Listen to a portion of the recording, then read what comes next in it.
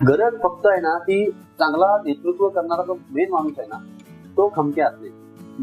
आणि तो माणूस म्हणजे महाराष्ट्रामध्ये आता सध्या एकच आहे, राजसाहेब ठाकरे. आज 15 वर्ष इथले आमदार सत्तेमध्ये आहेत, आमदार म्हणून. पण ह्या शहरावरती शिवसेनेची सत्ता गेली 30 ते 40 वर्ष आहे.